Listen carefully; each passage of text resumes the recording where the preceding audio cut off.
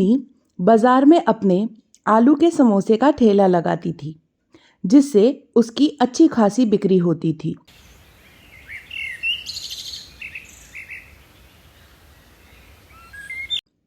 एक रोज जब वह आलू का समोसा बनाकर बेच रही थी, तभी एक और चिड़िया उसके ठेले के पास आई और टूनी को आलू का समोसा बेचता देख हैरान रह गई।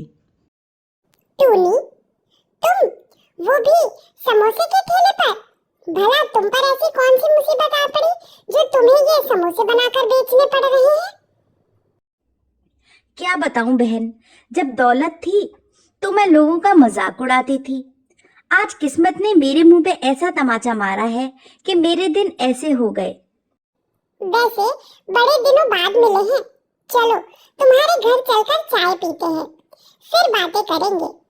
अच्छा, 2 मिनट रुको, मैं ठेला बंद कर देती हूँ, फिर साथ में चलते हैं।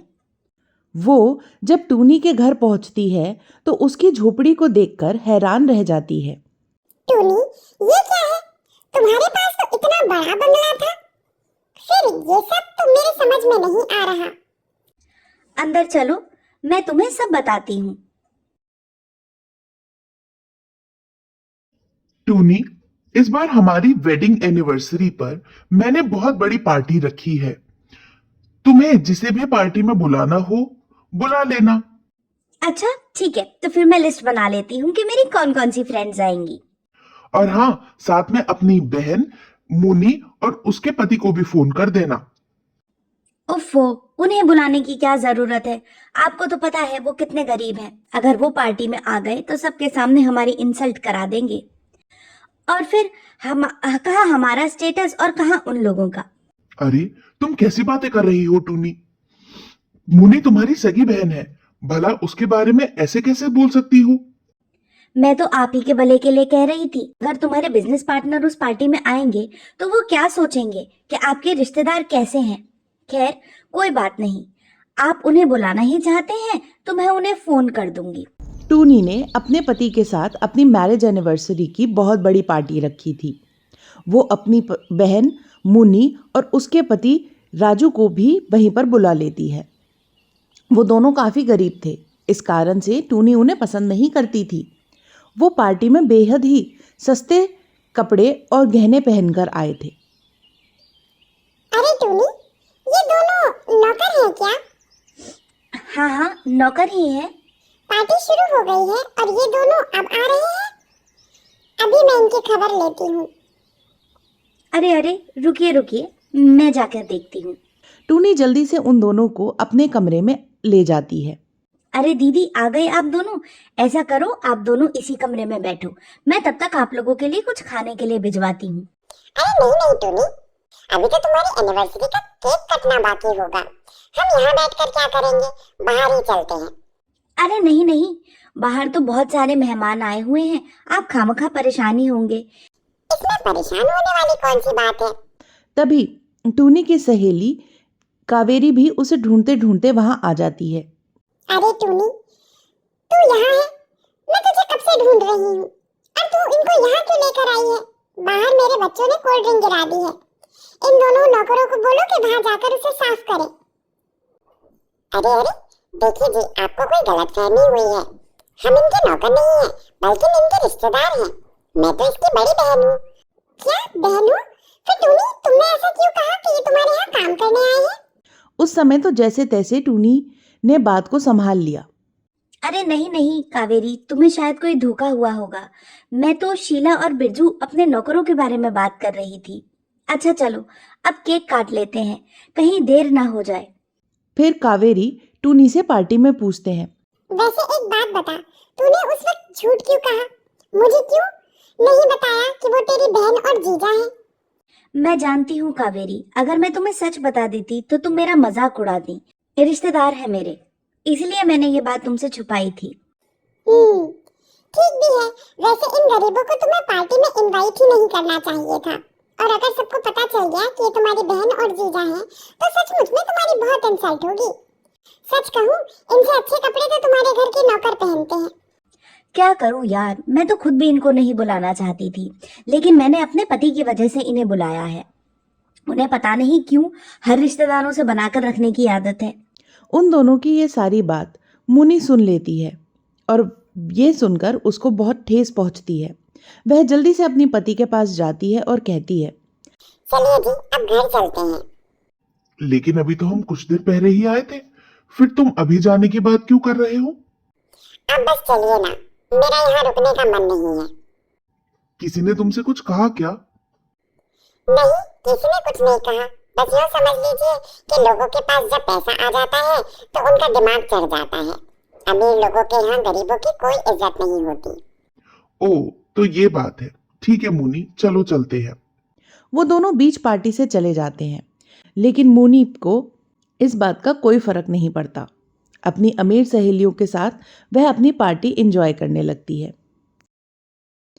कुछ समय ऐसा ही बीत जाता है, लेकिन धीरे धीरे टूनी के पति को बिजनेस में घाटा होने लगता है और अपनी कंपनी को फिर से उठाने के लिए वो बैंकों से लोन ले लेता है।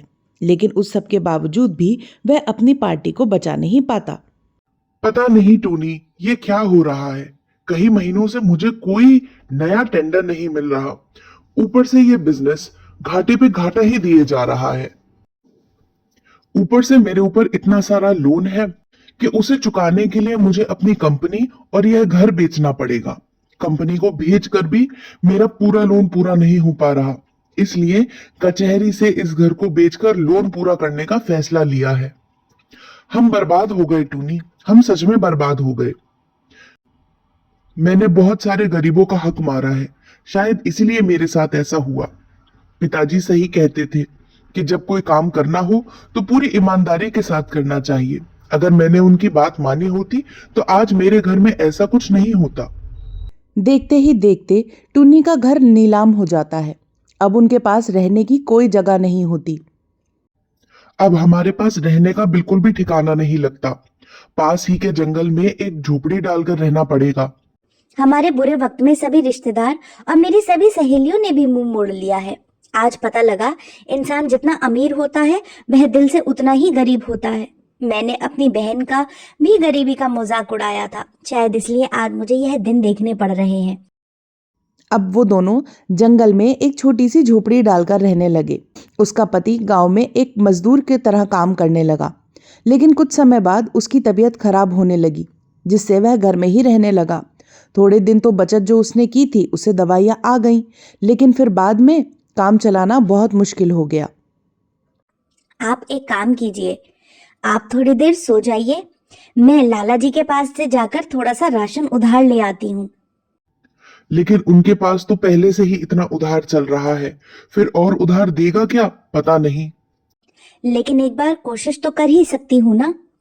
टूनी लाला की दुकान पर जाती है, जहां लाला उसे देखकर कहता है, तुम्हें कुछ भी चाहिए तो पैसे लेकर आओ। मेरे पास तुम जैसे लोगों के लिए उधार देने के लिए कुछ भी नहीं है। चलो अब निकलो यहाँ से। लाला उसे दुत्कारते हुए वहां से भगा देता है। टूनी को बहुत बुरा लगता है।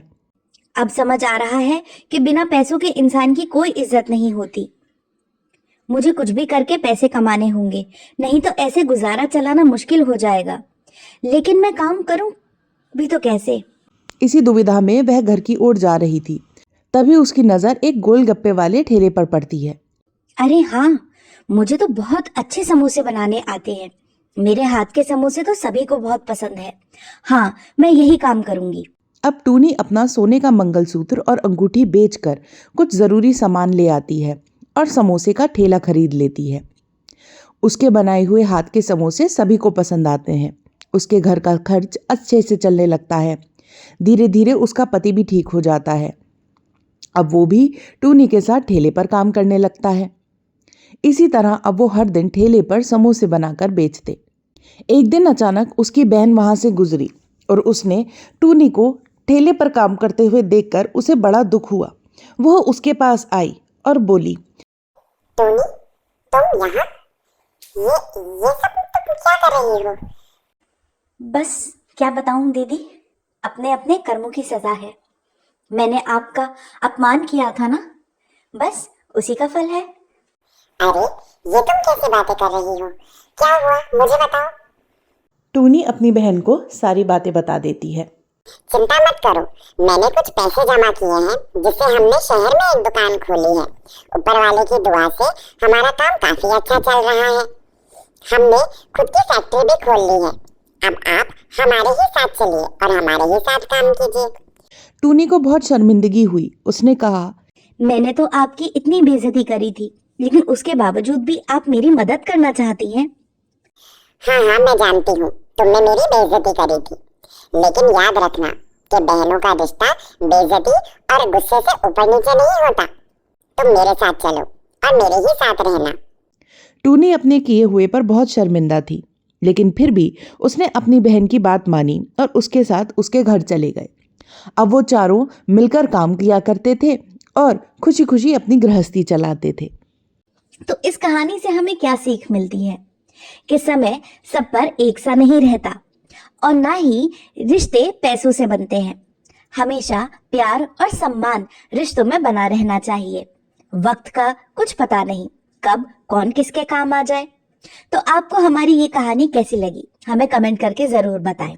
और अगर आपको हमारी ये कहानी अच्छी लगी हो तो हमारे चैनल को लाइक, शेयर और सब्सक्राइब करना ना भूलें। धन्यवाद।